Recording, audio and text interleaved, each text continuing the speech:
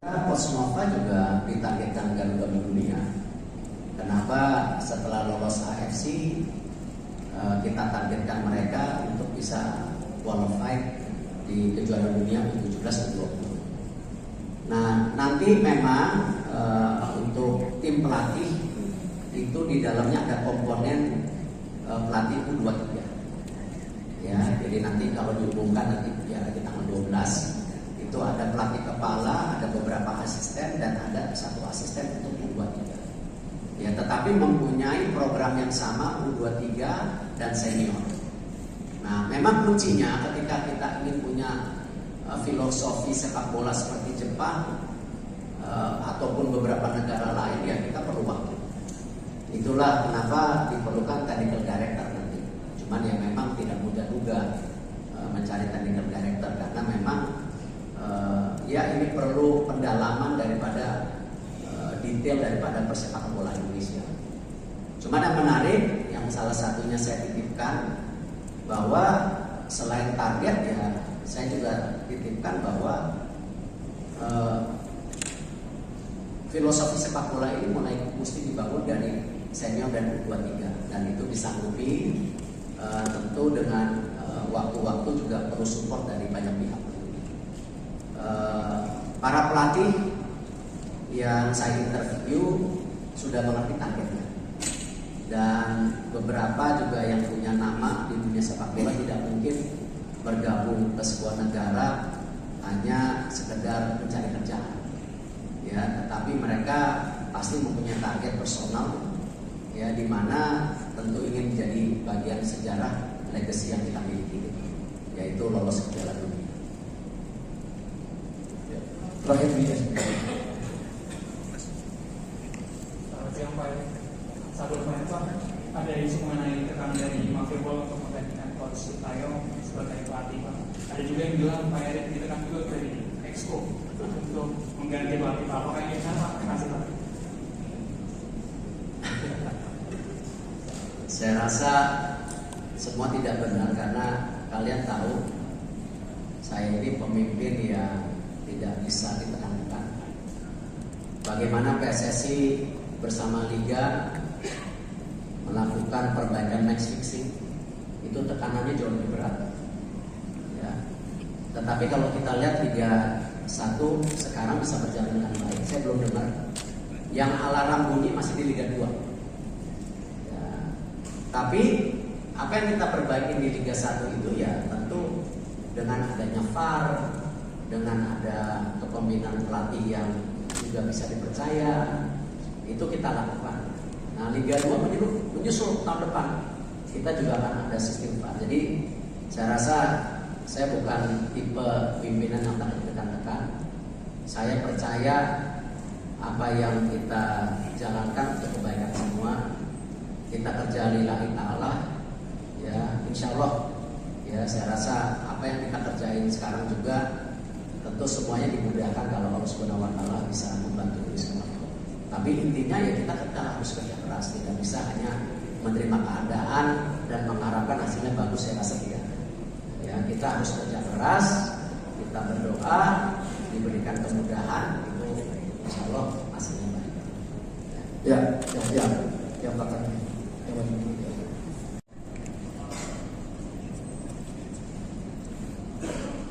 Selamat siang Pak Erick, Mas Madi, Pak Mania, Pak Industri dan Pak Anda. Saya Taufik dari FIFA Goal. Mau bertanya, tadi Pak Erick kan bilang sudah menginterview beberapa kandidat. Mungkin itu waktunya kapan Pak, dan apakah di interview itu ada permintaan atau jaminan untuk meloloskan Indonesia ke Piala Dunia atau akan bisa menerapkan taktik permainan yang menyerang? Dan untuk yang kedua, tadi Bang kondisi tim memburuk sebelum lawan Cina. Apakah kondisinya tidak membaik Pak sebelum menang lawan Arab? Terima kasih.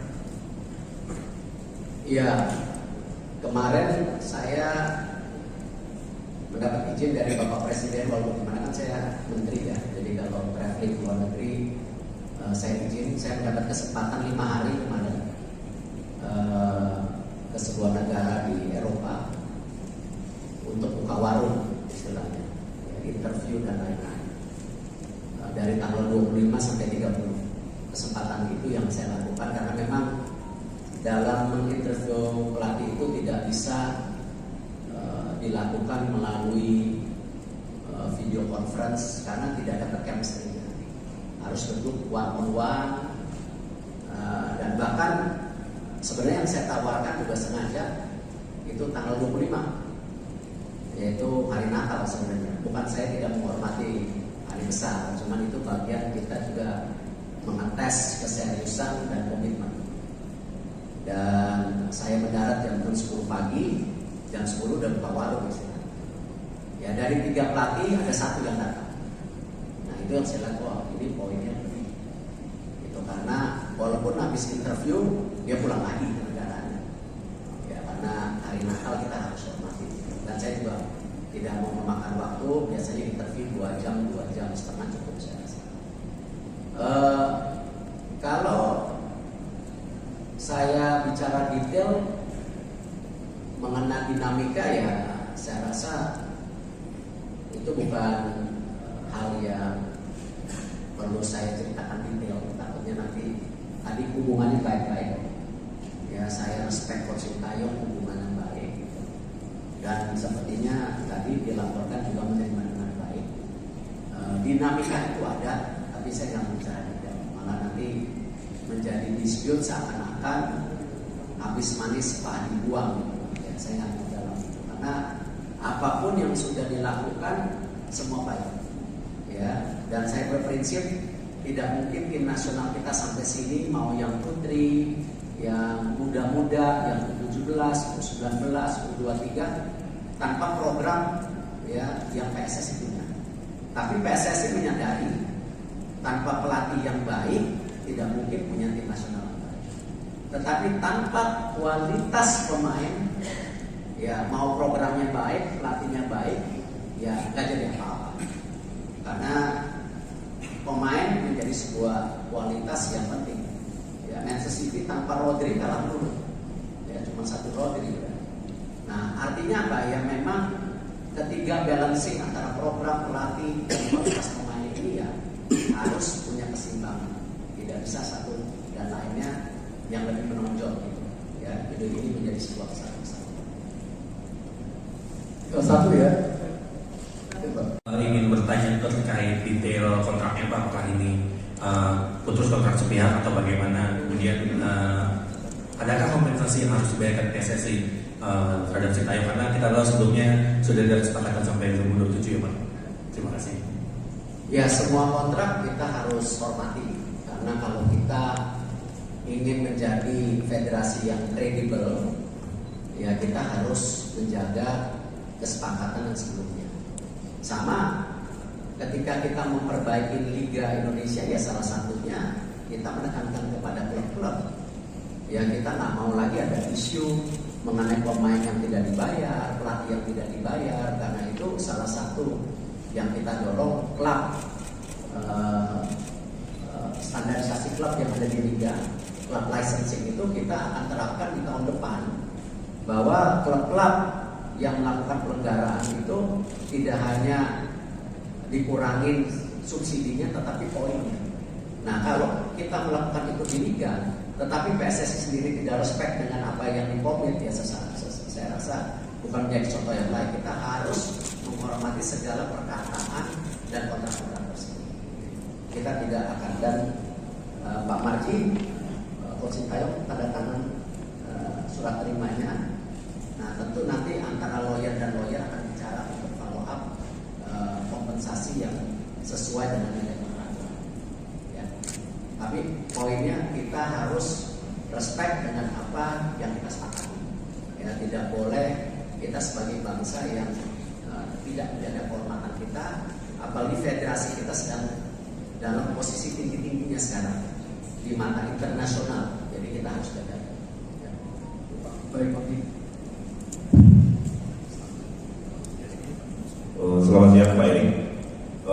Tadi sudah dipastikan ya, saya Eri dari Bola.com. Terus semangat. Dalam beberapa hari terakhir setelah isu pemecatan Sintayong muncul di beberapa media sosial bahwa ada nama-nama yang muncul, ada yang yang menyebut Patrick Kluivert, ada yang menyebut ini itu. Mungkin bisa dipastikan siapa Pak pemainnya Sintayong di timnas Indonesia. Kemudian kedua untuk Pak Marji, tadi pagi disebutkan Pak Marji bertemu dengan Coach Shin. Mungkin apa yang disampaikan Pak Marji kepada Coach Shin mungkin, dan apa yang disampaikan Coach Shin kepada Pak Marji bisa diceritakan. Itu aja, terima kasih. Pak Mandi, saya Pak Mandi. Terima kasih Pak Ketum. Saya perlu sampaikan berkaitan dengan pertemuan saya dengan Coach Shin. Alhamdulillah semuanya berjalan dengan baik, smooth, tidak juga ada persoalan apa-apa. Prinsipnya Coach Shin menerima pemutusan hubungan kerja antara PSSI dengan Coach Sintayong, dan Coach Shin mengucapkan terima kasih atas kepercayaan yang sudah diberikan PSSI kepada Coach Shin selama kurang lebih hampir 5 tahun. Dan pesannya Coach Shin mudah-mudahan timnas bisa lolos ke Piala Dunia. Itu aja. Untuk pelatih-pelatih yang diinterview memang ada 3 nama waktu itu, dan juga berikut beberapa asisten sebagai opsi untuk pendamping pelatih. Karena kita yakini tidak ada pelatih yang sempurna, masing-masing pelatih punya kekurangan. Nah, memang salah satu kandidat yang saya interview yang namanya disebutkan tadi. Tapi daripada menebak-nebak, kan tadi saya bilang tanggal 11 sampai tanggal 12 nanti ada press conference jam 4. Lebih baik media bisa bertanya langsung kepada pelatih yang tentu kita sudah sepakat. Yang pojok. Halo, selamat siang. Saya Dwiki dari BBC Indonesia. Saya mau bertanya, kan pergantian pelatih ini kan ada di tengah-tengah pada saat kualifikasi Piala Dunia yang sedang sebenarnya dalam posisi yang positif gitu ya. Sempat ada pemikiran nggak dari Pak Ketum dan juga tim PSSI keseluruhan bahwa jika mengganti pelatih di tengah jalan seperti ini akan menjadi blunder besar bagi PSSI? Seperti itu. Terima kasih. Saya rasa hal yang biasa. Memang untuk posisi kualifikasi Piala Dunia ini juga banyak negara-negara mengganti pelatihnya. Tinggal dihitung resikonya. Makanya tadi saya ceritakan kejadian di China itu sebelum pertandingan bakal sudah terjadi dinamika yang cukup tinggi. Ya Pak Masih benar ya. Tapi kita berhitung-hitung, kalau itu dilakukan saat itu tentu jarak ke pertandingan berikutnya terlalu singkat. Dan hari ini yang terbaik karena kita masih punya waktu 2,5 bulan. Dan tentu resiko-resiko tetap ada, tetapi lebih baik kita mengambil resiko daripada menyesal di tengah. Nah, dan kita juga mencari tentu figur-figur yang tadi kita yakini bisa memberikan extra effort dari dinamika komunikasi, leadership, ataupun taktikal bermain yang bisa kita harapkan. Pak, sedikit lagi Mas Dodi, Pak. Berarti apakah dengan kata lain bisa dibilang kegagalan di AFF menjadi faktor terbesarkah atau tidak sebenarnya? Gini, semua pertandingan yang kita ikutin ya pasti ada evaluasi. Tadi saya bilang kan kita melihat dari pertandingan Indonesia-China. Memang dipikir terlalu ambisius, tapi tidak, karena kita menghitung strategi-strategi atau target-target angka-angka kemenangan itu kan kita sudah hitung. Ya, gimana kalau kita waktu itu kalah dengan Saudi? Ada press conference hari ini kan? Ya, nggak usah diomongin, udah pasti gagal Piala Dunia karena poinnya sudah tidak ada. Justru di 4 pertandingan berikutnya ini ya kita berharap kita menimba poin. Jadi sekecil apapun yang menjadi tentu ini kita harus perbaiki, itu yang kita harapkan.